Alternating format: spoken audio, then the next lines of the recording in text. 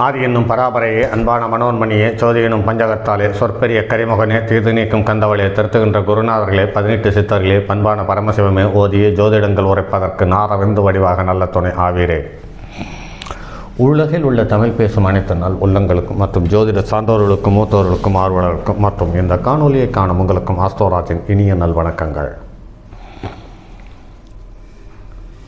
தொடர் காணொலிகளாக ஜோதிடம் அது சார்ந்த தகவல்களும் மற்றும் பேசும் பிரபஞ்சம் என்ற தலைப்பிலேயும் மற்றும் மருத்துவ ஜோதிடம் என்ற தலைப்பிலேயும் மற்றும் வாழ்வியல் என்ற தலைப்பிலேயும் தொடர் காணொலிகளாக கொடுத்து வருகிறோம்.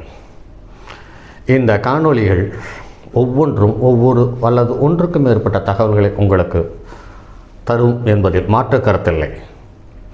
நான் சொல்லக்கூடிய தகவல்கள் எல்லாம் ஒரே நூலில் எந்த நூலிலாவது கிடைக்குமா என்றால் நிச்சயமாக வாய்ப்பில்லை.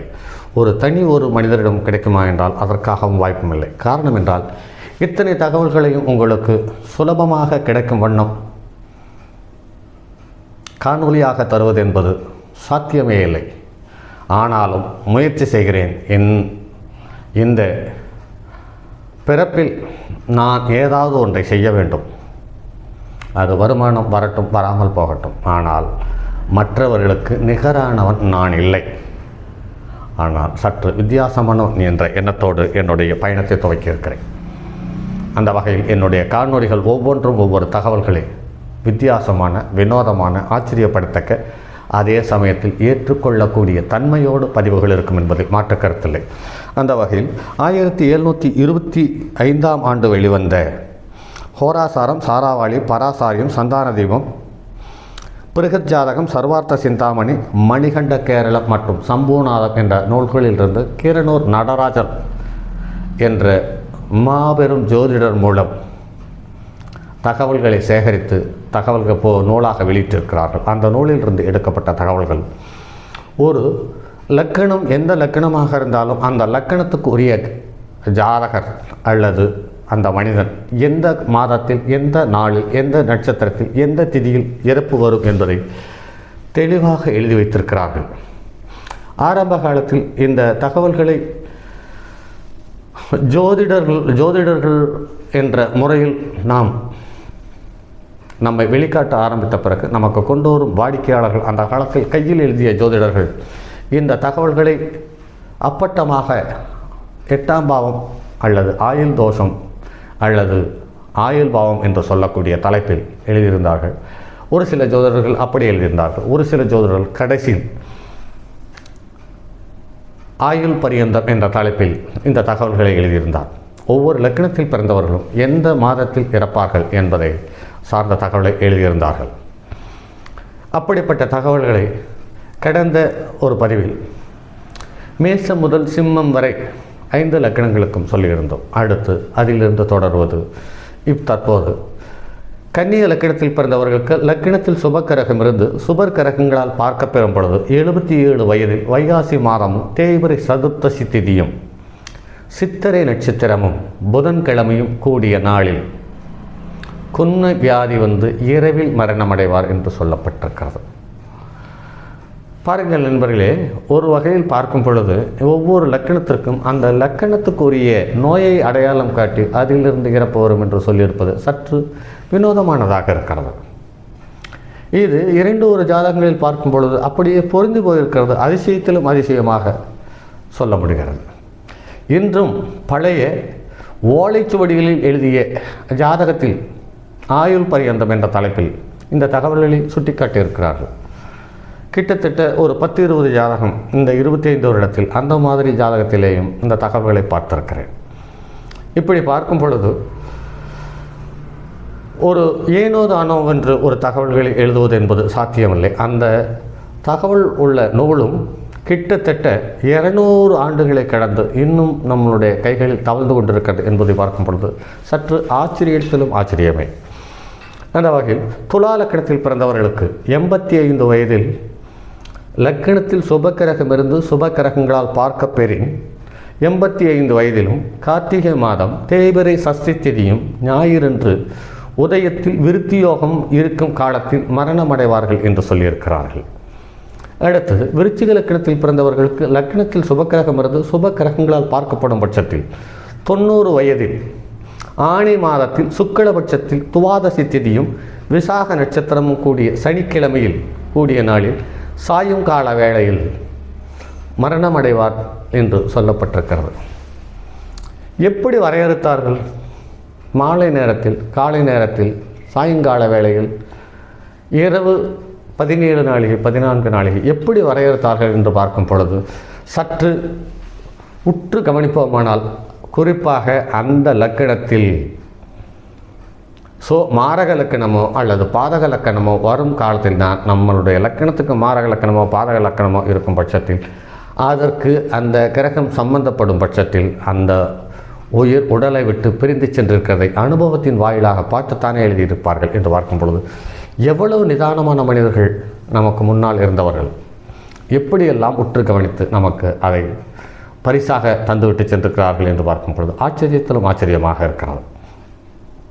அடுத்து தனுசு லக்கணத்தில் பிறந்தவர்களுக்கு லக்கணத்தில் சுபக்கிரகம் இருந்து சுபக்கிரகங்களுடைய பார்வையை பெற்றிருப்பின் 77 வயதில் ஐப்பசி மாதமும் சதுர்த்தசி திதியும் புதன்கிழமையும் சித்திரை நட்சத்திரமும் கூடிய நாளில் நள்ளிரவில் வாத நோயால் மரணமடைவார்கள் என்று சொல்லப்பட்டிருக்கிறது. பாருங்கள் நண்பர்களே, இங்கு வாத நோய் என்பதை தெளிவாக அடையாளம் காட்டி சென்றிருக்கிறார்கள் என்பது ஆச்சரியத்திலும் ஆச்சரியமாக இருக்காது. ஐப்பசி மாதம் அப்படின்னு பார்க்கும்போது சூரியன் நீச்சம் பெற்று கெட்டு போயிருக்கிறார்.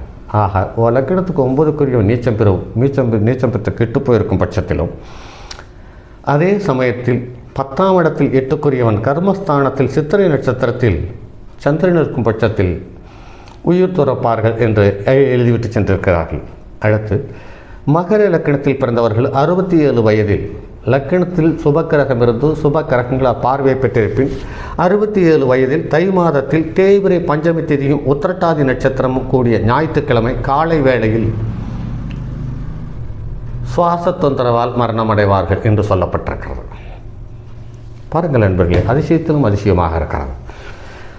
அடுத்து கும்ப லக்கணத்தில் பிறந்தவர்கள் 80 வயதில் லக்கணத்துக்கு சுப கிரகங்களுடைய பார்வையை பெற்றிருக்கும் பட்சத்தில் அவர்களுக்கு 80 வயதில் சித்திரை மாதமும் பஞ்சமி திதியும் திருவாதிரை நட்சத்திரமும் வியாழக்கிழமையும் கூடிய மாலை நேரத்தில் மரணமடைவார் என்று சொல்லப்பட்டிருக்கிறது. ஒவ்வொரு லக்கணத்திற்கும் எப்படி கண்டுபிடித்திருப்பார்கள், இது எப்படிப்பட்ட தகவல் என்று பார்க்கும் பொழுது அவர்களுக்கு இருந்த நிதானம் சிறந்த அறிவும் நமது கற்பனைக்கும் அல்லது கற்பனை திறமைக்கும் அப்பாற்பட்ட சக்தியாகவும்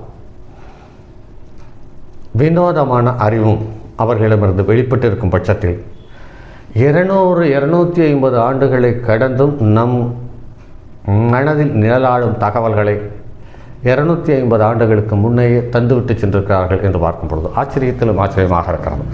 அடுத்து மீன லக்கணத்தில் பிறந்தவர்களுக்கு 100 வயதில் சித்திரை மாதத்தில் பஞ்சமி திதியில் திருவாதிரை நட்சத்திரமும் வியாழக்கிழமையும் கூடும் மாலை நேரத்தில் மரணமடைவார்கள் என்று சொல்லப்பட்டிருக்கிறது. இப்படி ஒவ்வொரு லக்கணத்திலேயும் பிறந்தவர்கள் சுபக்கிரகங்களுடைய தொடர்பு இருக்கும் பட்சத்தில் அவர்களுக்கு முழு ஆரோக்கியம் என்று இந்த வயதை வரையறுத்து அடையாளம் காட்டி சென்றிருக்கிறார்கள். இதேயும் 12 லக்கணங்களையும் ஒரு எந்த வயதில் குறிப்பாக ஒரு 12 வயதில், ஒரு 25 வயதில், ஒரு 37 வயதில், ஒரு 42 வயதில், இப்படி இந்த நூலிலேயே சொல்லப்பட்டிருக்கிறது. இந்த வயதில் கண்டம் வரும், இந்த வயதில் வயிற்றோட்டம், இந்த வயதில் கப தொந்தரவு, சளி சம்பந்தப்பட்ட தொந்தரவு, இந்த வயதில் மூட்டு வலி தொந்தரவு, இந்த ஒரு குறிப்பிட்ட வயதில் ஆயுதங்களால் பிரச்சனை, எதிரிகளால் பிரச்சனை என்பது லக்கண பாவம் என்று சொல்லி அதற்காக தனியாக வரையறுத்து ஒரு குறிப்பிட்ட வயதில் இந்த கண்டத்தை கடந்து இந்த மனிதன் வளருவான் அல்லது வருவான் என்பதையும் அறுதியிட்டு சொல்லியிருக்கிறார்கள். அதையும் காலப்போக்கில் இந்த தகவலும் அதையும் சேர்த்து கண்டமும் ஆயுள் நிர்ணயமும் அல்லது கண்டமும் ஆயுளும் என்ற வகையில் தனியாக ஒரு 12 பதிவுகளை கொடுத்து விடுவோம். ஏன் என்று கேட்டால் தற்போது இந்த காணொலிகளில் பார்க்கும் நண்பர்கள் எனக்கு இந்த கண்டமும் அந்த கண்டத்தை அடையாளம் காட்டும் வயதும் என்று தகவல் கிடைத்திருந்தால்,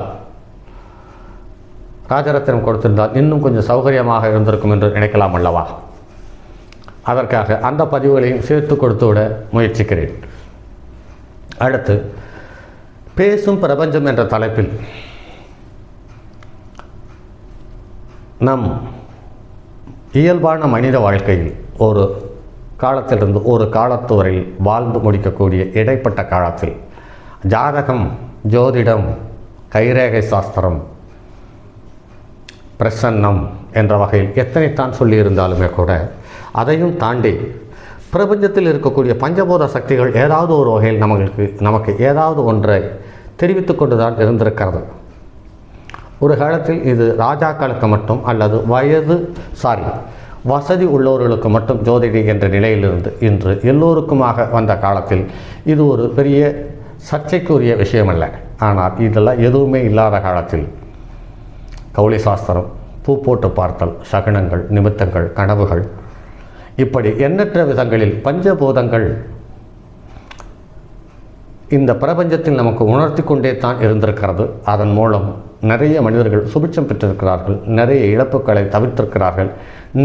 நிறைய இறப்புகளையும் இந்த காலகட்டத்தில் இது இருக்கும் என்று ஏற்றுக்கொண்டு வாழ பழகியிருக்கிறார்கள் என்பது ஆச்சரியத்திலும் ஆச்சரியம் அல்லவா? சரி நண்பர்களே, அடுத்தது ஒரு பதிவில் சந்திப்போம்.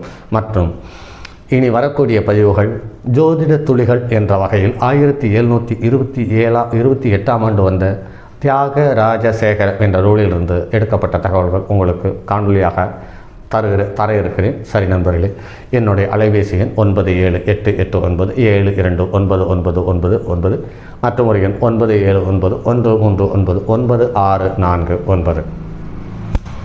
தங்கமான் மழுவோடேந்தி தன்மதி தலையில் கொண்டோன் மங்கையர் பதிக்க சொன்ன மாமொழி ஜோதிடத்தை இங்கு யாம் உரைப்பதற்கோ எமை என்னும் பிள்ளை வராமல் காக்க செங்கன் மால் மருகன் யானைச்சரன் பதம் காப்பாராமே.